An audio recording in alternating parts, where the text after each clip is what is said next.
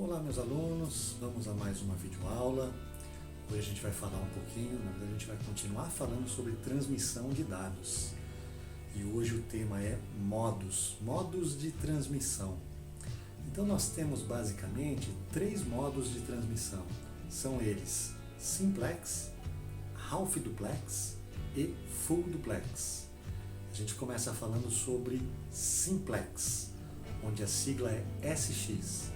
Nesse modelo, pessoal, simplex, eu tenho uma transmissão TX e tenho uma recepção RX.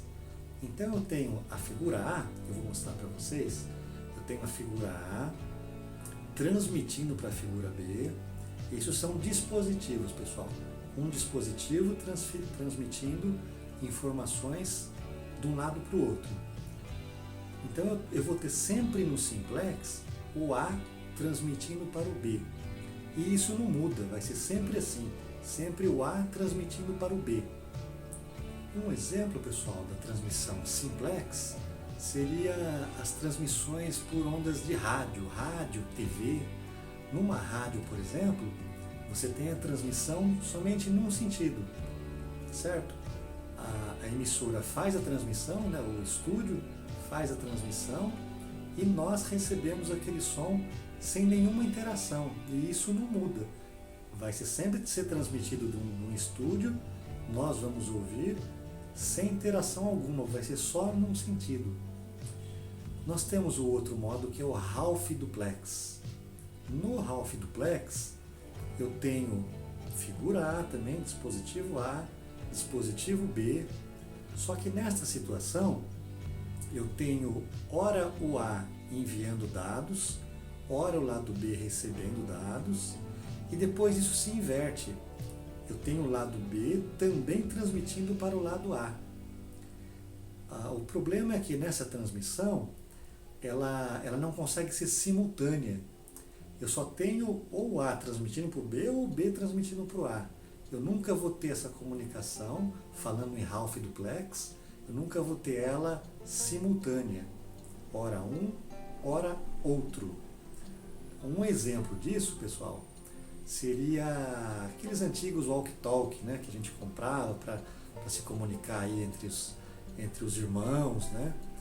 E também era muito usado na polícia. Até hoje é usado, mas usam equipamentos um pouco mais modernos, né? Mas no walkie-talkie, o que acontecia? A pessoa tinha que apertar o botãozinho, falar, né? E no final a pessoa falava câmbio, era a hora que ele soltava o botão e permitia que o outro falasse. Não era possível que os dois apertassem o botão e conseguissem falar ao mesmo tempo. Quem apertasse primeiro ficava com o sinal, ficava com esse canal aí aberto de comunicação, certo? O outro modo nosso seria o full duplex. No full duplex, aí eu não tenho problema nenhum com isso. Vou mostrar a figura para vocês. Eu vou ter figura A, figura B, transmitindo e recebendo tanto A quanto B. E nesse caso eu vou ter uma comunicação aí simultânea também, sem problema algum. Tá? A exemplo disso nós temos a comunicação de rede de dados. Um outro exemplo desse tipo de comunicação seria as nossas telefonias convencionais. Eu consigo falar e ouvir ao mesmo tempo. Tudo bem que a gente não vai conseguir entender muita coisa se você falar ou o outro estiver falando do outro lado. Mas é uma comunicação full duplex, eu consigo falar e ouvir ao mesmo tempo. Agora, pessoal, a gente vai falar um pouquinho sobre meios de transmissão, meios físicos. E quando a gente fala sobre meios, já vem na memória cabeamento, né? Cabos, seja eles de rede, cabos aí TP, Twisted Pair, fibras óticas, né? Que ele tem a fibra ela é de vidro por dentro, né? Então são dois meios de comunicação aí. E nós temos também o próprio ar, a própria atmosfera, que serve também como meio de comunicação quando a gente fala em transmissão por radiofrequência. Nós temos aí o Wi-Fi, por exemplo, nós temos ondas de rádio FM, rádio FM, todos esses usam aí a nossa atmosfera, o nosso ar como meio de comunicação. Nestes meios físicos, pessoal, eu posso ter uma variação de frequência, né? Eu chamo isso de canais. Então, por exemplo, TV, vamos falar em TV. Eu consigo sintonizar em vários canais de TV. O mesmo acontece com rádio. Eu consigo mudar a minha frequência, né? Mudar o canal e conseguir ouvir outra transmissão, outro rádio.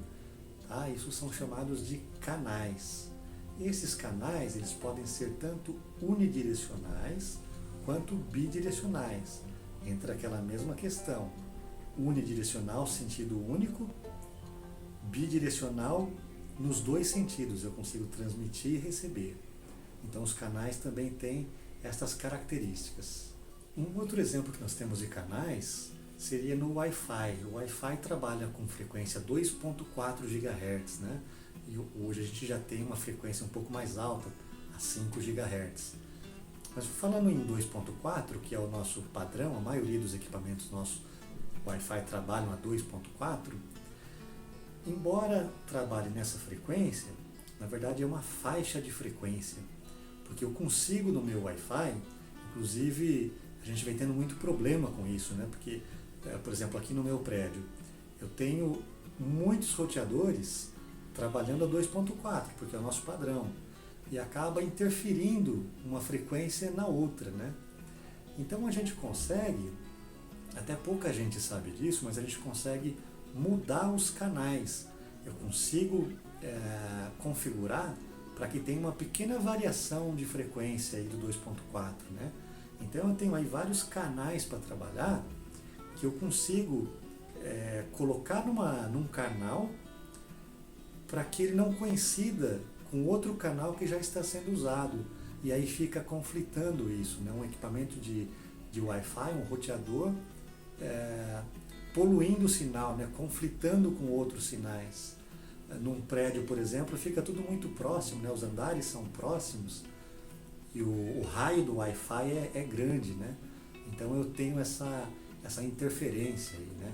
Inclusive tem equipamentos, roteadores, que quando você reinicia o equipamento, ele procura um sinal menos poluído, digamos assim, e consegue sintonizar melhor numa frequência, num canal que esteja menos poluído.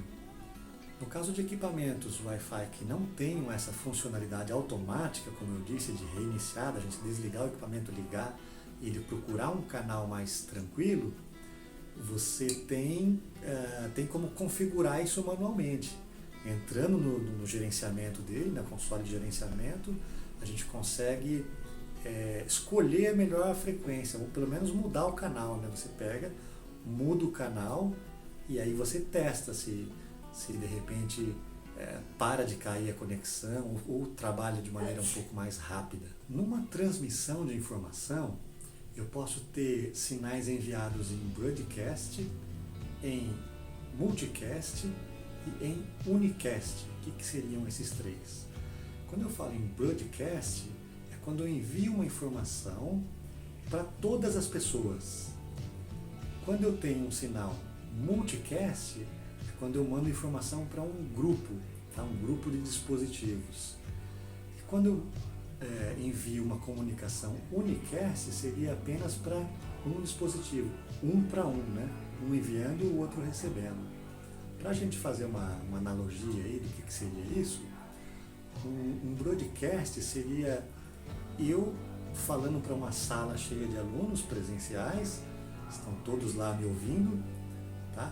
A informação que eu passo é para todos os meus alunos.